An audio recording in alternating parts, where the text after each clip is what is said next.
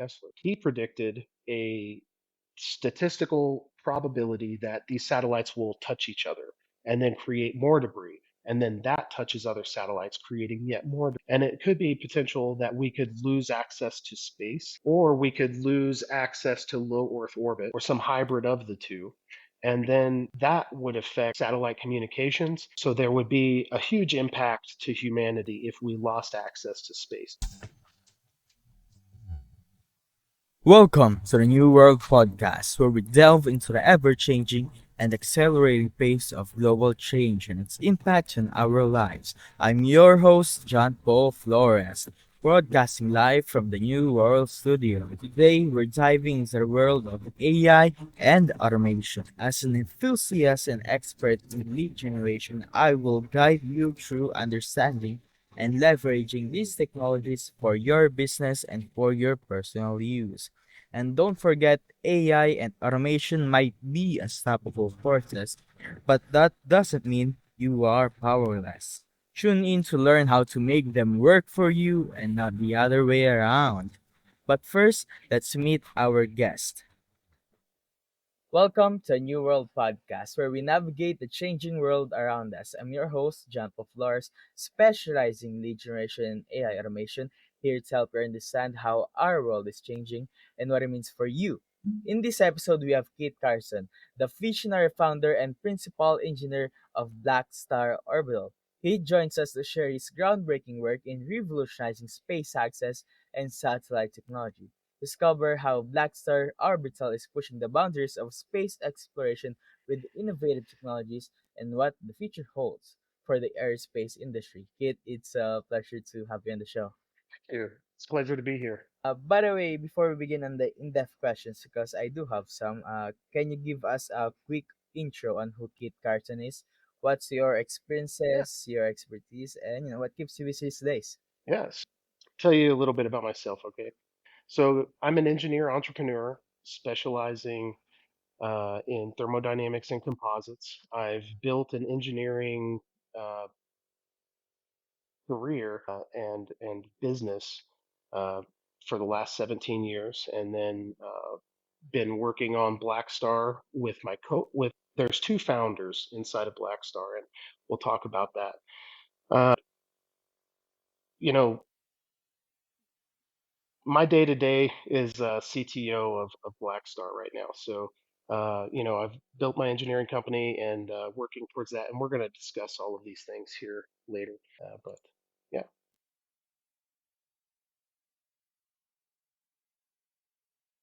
you're on mute, John. My apologies.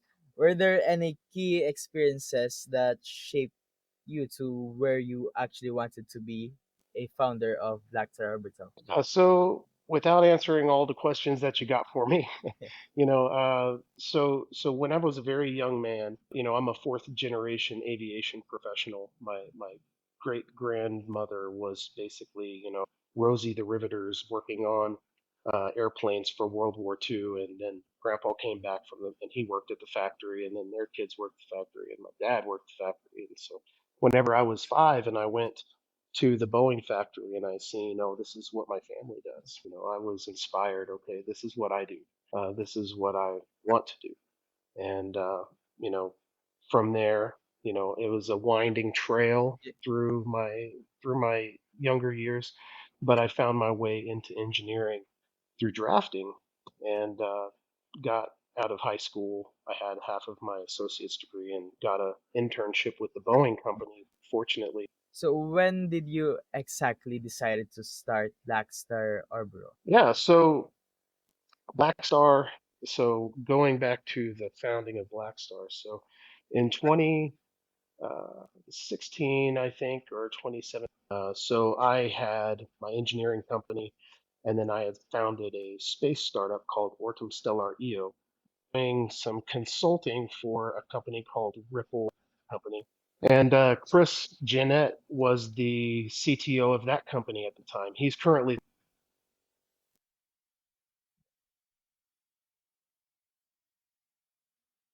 a new company form. And then I was sort of the principal designer on that project. was for ocean launch rocketry. But through our exploration of the rocketry, ocean launched rocketry technology, we kind of developed this platform that was a uh, maritime area standoff. So it's kind of a maritime area denial asset. I believe it was Chris, through some of his conversations with one of our uh, advisors who is an ISS commander, flew on the Soyuz, flew on the shuttle, was a shuttle commander. He's a great man. But through Chris's conversations with him, Chris, I believe, was asking the question, well, what happens if we put this hypersonic asset on orbit? And what kind of utility does that bring? And the exploration of those questions is what led to BlackStar Orbital. And so, that, there's commercial applications, there's other applications, but yeah.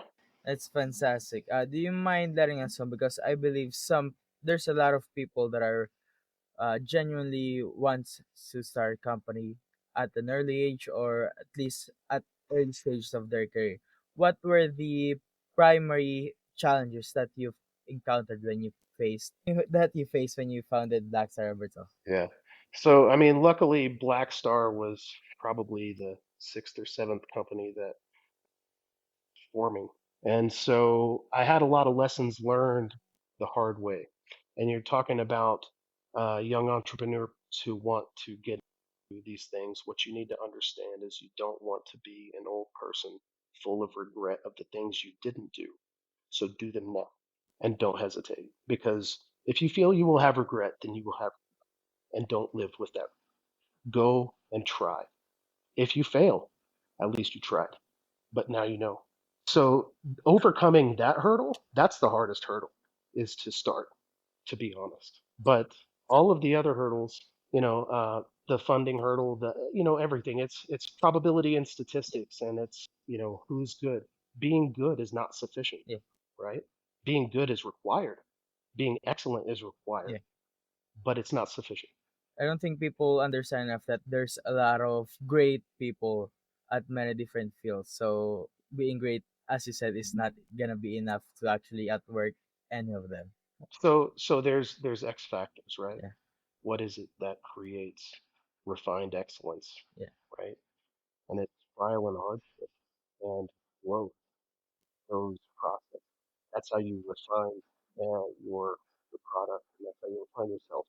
Do you think a entrepreneur who might have started a few business beforehand before actually making a successful business, do you think that the cause is they got lucky after the first few businesses, or do you think that the first few businesses failed because they don't have the skill set, or they're not the kind of person had to actually create a successful business?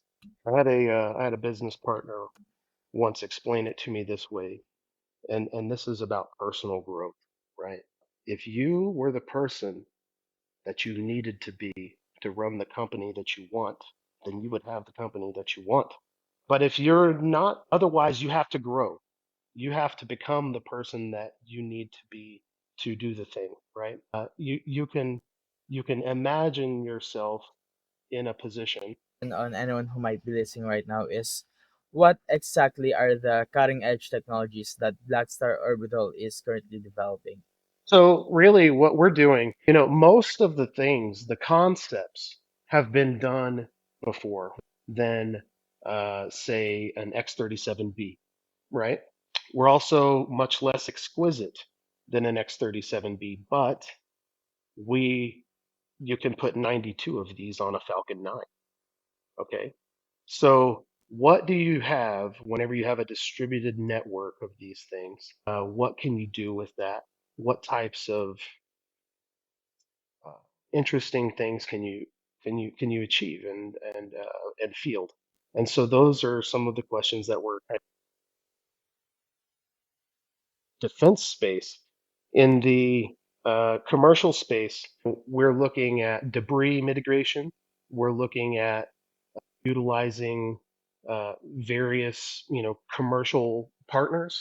We've got so many great people in the space industry that we're working with to create and enable these platforms. The cutting edge things that we're working on, I mean, it starts with just the capability of the platform for space maneuvers and the capability of refuel or refueling others. There's so many different things that the platform can start to do once you finish the minimum viable product. Then you add the other ancillary technologies, and you come up with some really interesting mission profiles. Specifically, you have a product called BlackStar Leo M. Do you mind letting us know how that differs actually to the traditional satellite systems that we have currently? Yeah. So our Black Star Leo, the way it differs from a traditional satellite is that at the end of its service life, you bring it back to Earth and you refurbish it and you fly it again. Or let's say you have a experiment that you want to run in zero or variable g, then you may have, so you run this experiment. Now what does it cost to return it to Earth? Well, you could expend an entire capsule, or you could reuse it, do a reusable space plane and land it on any runway 5,000 feet or longer. So you're able to, so if you're printing an organ on the space station, right, we can do a low G descent and maneuver, land that on the runway close to the hospital where it's going to be utilized and implemented. So just to be clear, the original or the traditional satellite systems that we currently have, once their service life is done, what happens to them? Well, either they become space debris or they burn up on reentry, right? So we have this big space out in the Pacific Ocean where NASA and the ESA and JAXA and all of the people, all of the space players, everybody dumps their Yeah, junk right in the middle of the Pacific Ocean where nobody lives. And so that's one thing. Okay, the stuff that makes it to the ocean, it's junky gravy yeah, to the amount of plasma that you're burning up inside yeah, of the atmosphere. So if you do 10 satellites a year, they're all the size of a refrigerator. It's not that bad. But whenever you have a Starlink constellation plus Kuiper's constellation plus you name it, right? yeah, Now you have tens of thousands of satellites that are going to be deorbiting yeah, and burning up in the atmosphere and causing all of these potentially environmental problems. yeah, So I'm answering another question I think you're going to yeah, get at later, but this is one of my predictions for the space industry is that this is going to become a more pressing yeah, issue, and environmentalists are going to turn onto it, and we're going to end up with a responsibility for down mass, yeah. which is bringing down the things that we put up or upcycling them into things that we can reuse in space. We have so many satellites that are launching every single year, and especially because the technology is not only getting cheaper day by day, but the facilities of these manufacturers are getting larger and larger.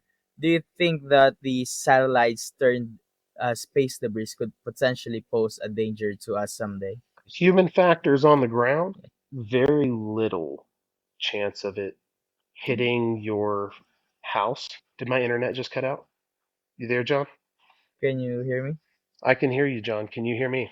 I can see you. I You think can your see me camera but is not hear turned me. off and you're muted as well. Can you hear me now? I can hear. I can see you now too. Okay, all right. I'm gonna restart that question, okay? Yeah. I think we had an internet blip. Yeah. All right. Can you ask the question one more time? Yeah. We have so many satellites that are going up every single year, not just because the technology is getting cheaper, but there's more manufacturers being started up every single day. Do you think that the amount of satellites that we're putting up there turned to space debris could potentially pose a threat? So the answer is yes and no. So is there a risk of bodily harm? Is a satellite going to land on my house? Probably not. Okay, that's pretty unlikely. But what is likely, what is much more likely and predicted by a man by the name of Kessler, Dr. Kessler, he predicted a statistical probability that these satellites will touch each other and then create more debris. And then that touches other satellites, creating yet more debris. And it could be potential that we could lose access to space, or we could lose access to low Earth orbit, or some hybrid of the two.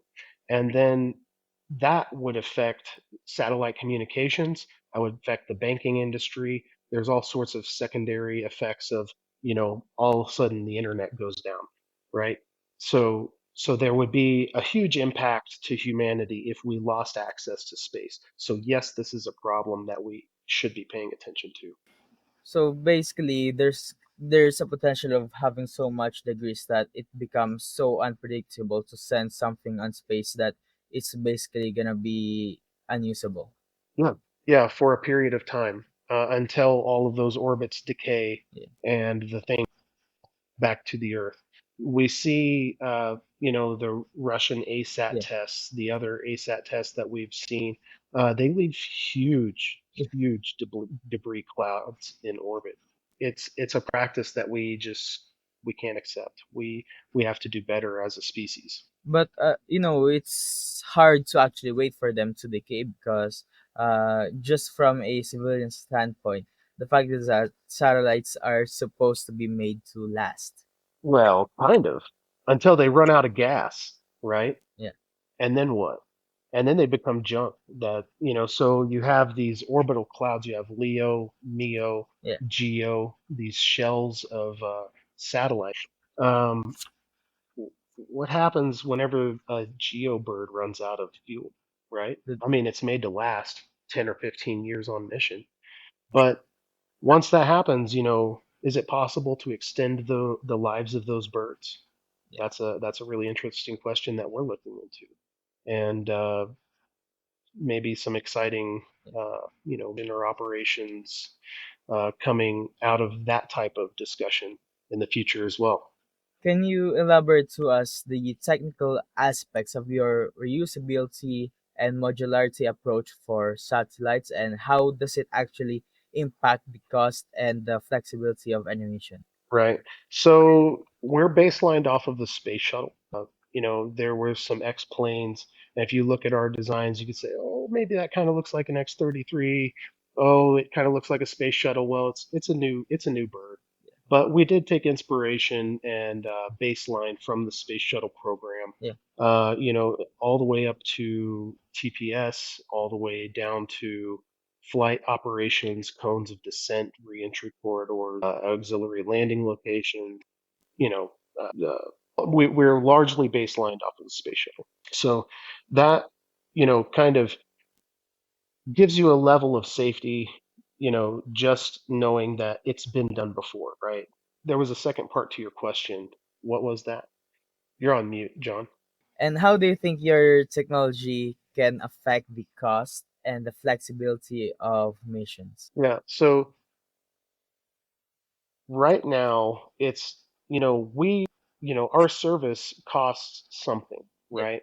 But because we're reusable, it costs less per mission yeah, because we've amortized the cost of the vehicle over a certain length of missions yeah, or mission sets, right? So anytime, I mean, when Elon started Rogers, right, as I sometimes say, that's when the new minimum price of admission was reusability, yeah, right? So we're fundamentally looking at this differently. The rocket equation is tyrannical. yeah. Okay, we're not a space plane. We don't take off from Earth and then go to the space. We actually the space, excuse me. So we actually go up on a rocket, right? Yeah. So it's the rocket equation is tyrannical. There's only so much that you can actually do, but we're providing a service and a platform, right? And that's ultimately the capability, the platform. That's the thing of value that we're generating, right? Will it affect and decrease? almost, you think of it like a COTS third stage, right? Yeah. Typically, if you're a CubeSat, you have to just go wherever the bus goes, Yeah. right? And you're kind of subject to wherever that rideshare takes you. Well, now you can take Yeah. your CubeSat, you can put it inside of our form factor. We can take you wherever you want to go off of the rideshare, and then we can re-enter and land, or we can fly your mission over whatever area of interest you might have, and then we can return with your payload, and you can refly it again in a week. That's amazing. How do you, and this I think is a more technical question, how do you effectively manage to control the swarms of CubeSats that you have in orbit? What technologies or strategies are employed to ensure effective coordination? Yeah. So, there are, without revealing too much technical side of things, right? There are platforms out Yeah, there for managing drone swarms. There are kind of one key piece of technology that comes into that is edge compute. yeah, We're partnered with a company called Orbit's Edge. Orbit's Edge is edge computing, space-borne edge, and well, they do some other things, they do some programming, they do some AI algorithms, yeah, other applications on the subject of what we're talking about. yeah. But we, I can't disclose too much about that, but there are tactics and strategies for employing and dealing with that very complex problems. And I assume that there's also other companies that are doing same or a similar type of thing, just like what you're doing. How do you think BlackStar Orbital actually differentiates itself, and what makes you better?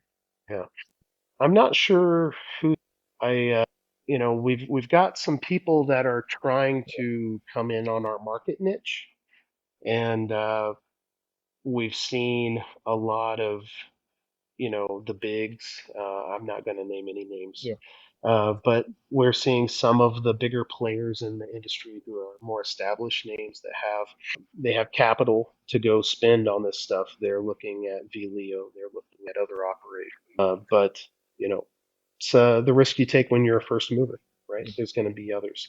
So what is our capability strategic advantage?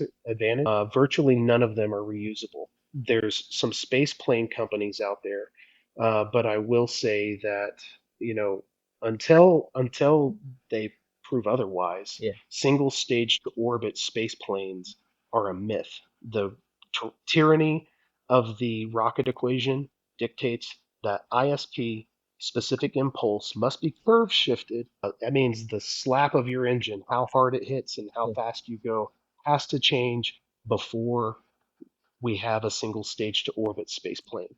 But hey, I'm optimistic for yeah. those guys. I hope that somebody does it because it's important work.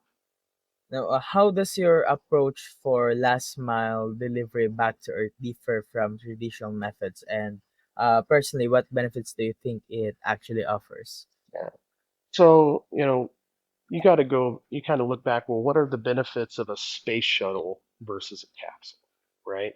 Well, if you're landing a capsule, yeah, you're landing probably out in the desert somewhere. You're off the road. People say they can land their capsules within a one football field's grid, right? And that's pretty okay. But we can land on any runway, and additionally, we have auxiliary parachutes. So if we're runway denied, we could land on a steerable parachute and probably hit that football sized grid also. So, uh, you know, there's kind of there's a lot of different capabilities. We can land on the yeah, runway, and the other thing is, you think about this: if you're transporting an organoid that was just 3D printed on a space station, never been subjected to gravity, yeah, on its way in, you have to have an incredibly smooth yeah, acceleration curve yeah. so that you don't crush the organoid while you're re-entering. So that's another advantage of a space drone, of a space plane form factor, is you can glide and you can do skipping reentries, double reentries. You can bleed off more Yeah. energy so that you have a decreased inertial Yeah. kind of differential.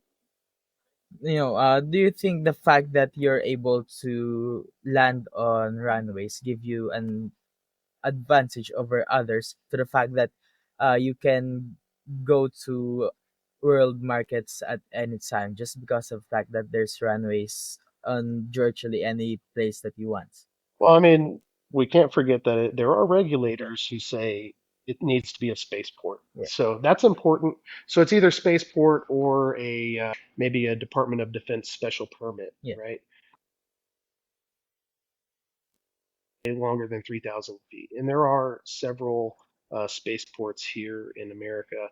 And I know that there's some in Europe, there's some in South America, yeah, they're kind of all over the world choose from. yeah, The advantage of landing on a runway is obviously if you land on the runway, then you have a very smooth descent curve. You have low inertial jostling, and then whereas if you enter like a capsule or we choose to stall out, deploy our parachutes, and then yeah. drop, you've got a large kathunk at the end. You know, uh, I believe SpaceX are the ones who first created the reusable launchers. Correct me if I'm wrong. I think this is just more of a personal questions. Do those launchers get damaged when they land that way? So SpaceX in particular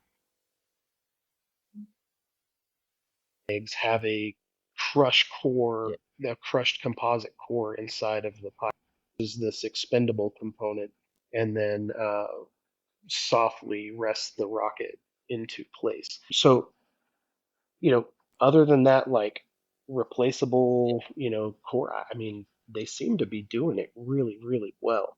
I can't imagine that there's not cases of, ice breaking off and chipping yeah, something, or there's going to be normal wear and tear on these boosters, but yeah. they seem to be doing a really great job of refurbing them, maintaining their integrity, and making sure. Let's talk more about the industry trends and let's talk about predictions in terms of aerospace industry.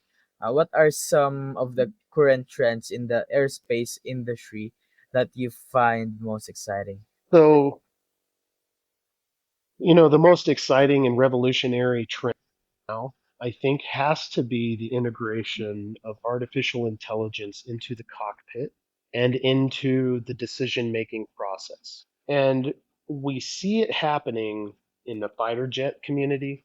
Yeah, We see it happening rapidly with our adversaries. They don't have the same ethical guidelines that yeah, we got. Like they're in it to win. And so there's like, we have to, there's some interesting things yeah, going on, right?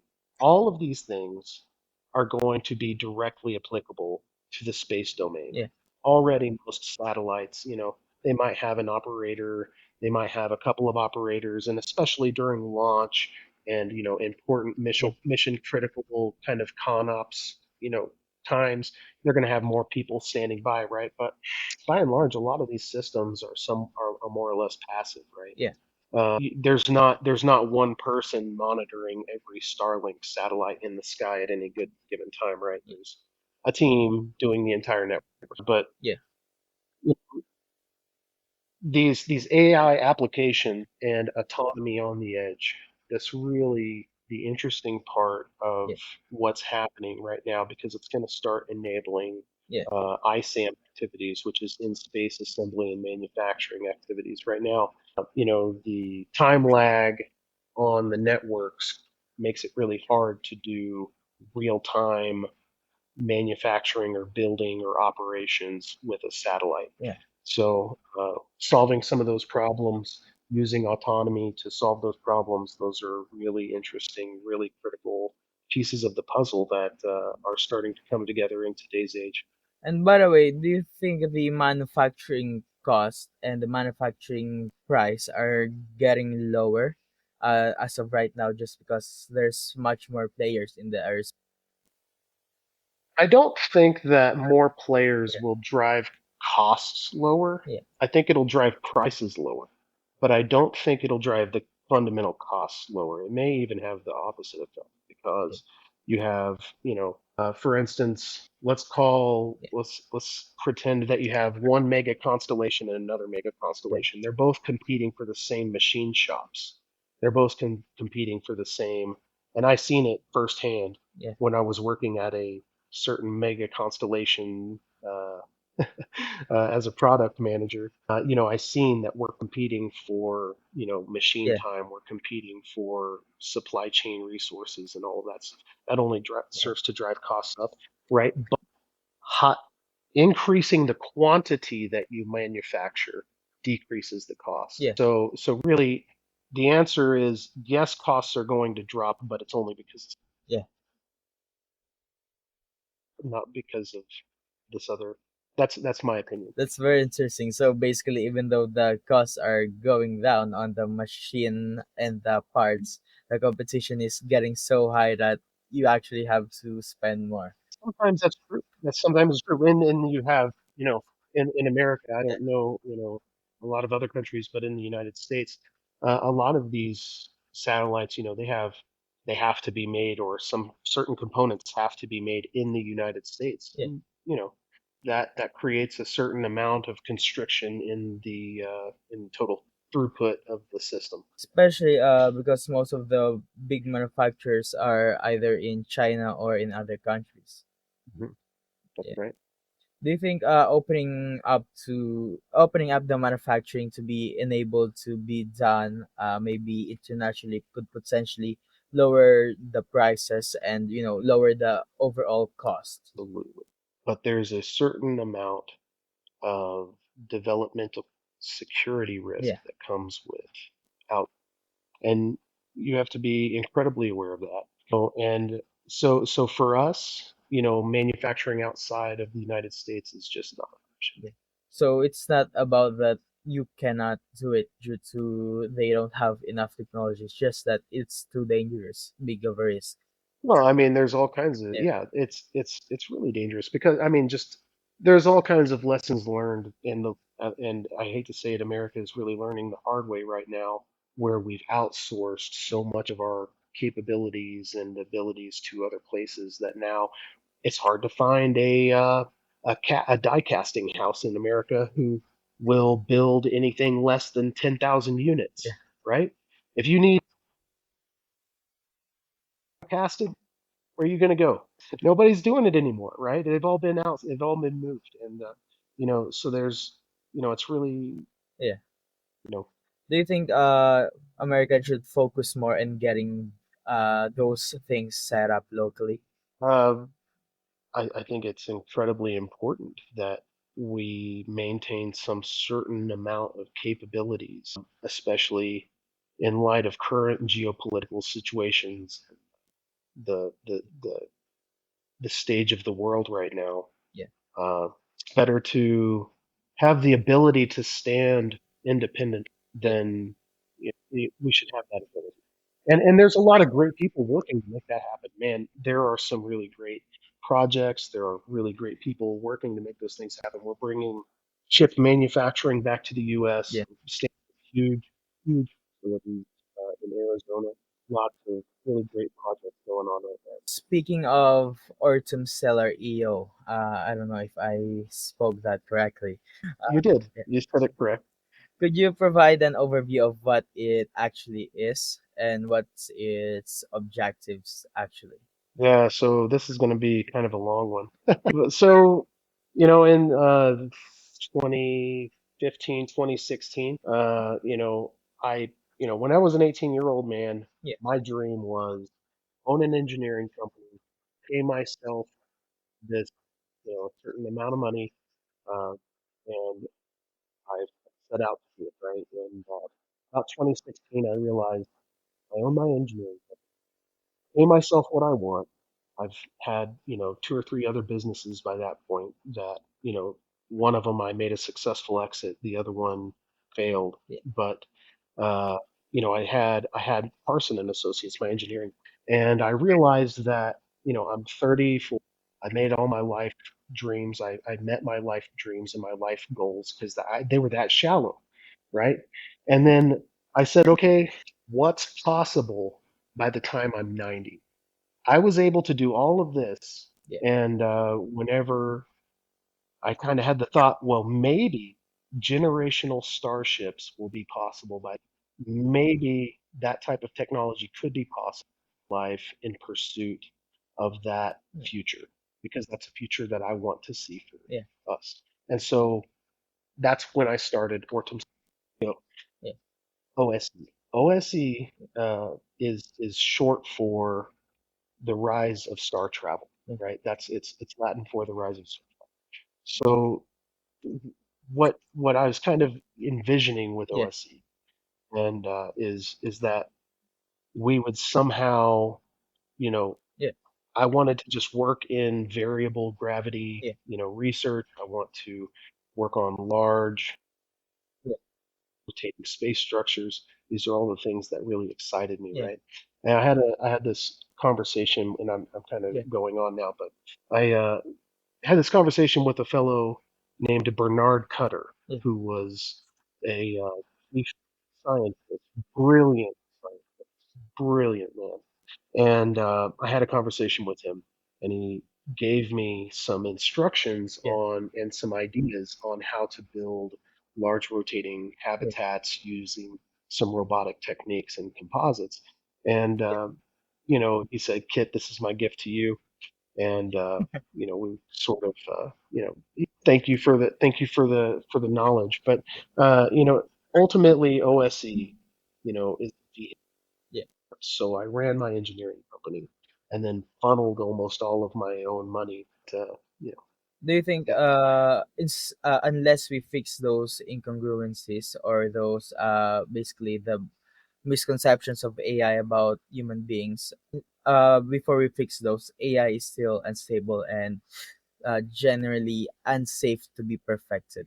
We should move with caution. Yeah. We should move with caution, but we should move. We have to move, right? I think Yeah. ultimately it's not clear whether AI ability to become self-aware Yeah. and do all of the things in the Terminator movie and stuff like that. It's not incredibly clear that we have the sensors. Yeah. It's hard to predict the future here, is what I'll say. But I think we have to move forward, and we should move forward with caution, Yeah. and we should move forward with ethics Yeah. in mind, but also game theory, Yeah. because we need to understand that our adversaries and what their intentions are.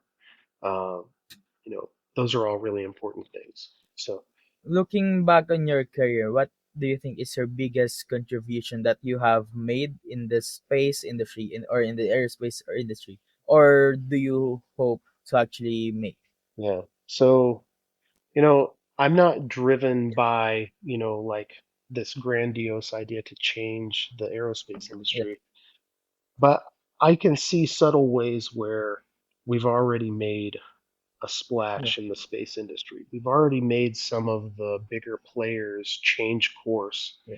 and start going towards market niches that we identified, Yeah. right? Fantastic. And one of my last questions, what advice can you give to someone who's hoping to enter the aerospace industry? Work hard, Yeah. get good at math, get real good at math, and then figure out what portion of math equals physics, and so refine yourself, hone yourself, become a good engineer, work on your own projects. And I mean, when your car breaks down, work on your car. Yeah. Don't take it to a mechanic. Learn those skills, because if you're an engineer who never works on their own stuff, you're going to design things that can't be built. So make sure you're learning those skills in addition to that. Yeah. And then this is engineer specific, but just aerospace specific. I'm going to focus on the engineers. Yeah. But I would say make sure that you know follow your dreams. Yeah. If you wanna be a rocket scientist, be a rocket scientist. Embody it. do what you have to do to be the thing that you want to be, and you can become the thing. Fantastic. And where can people find you? Find me. Yeah. So yeah, you can find me online on LinkedIn. That's one way to get a hold of me. Probably the best for a stranger to get a hold of me. And thank you, by the way, for joining us on the New World podcast. Thank you, John. It's a pleasure.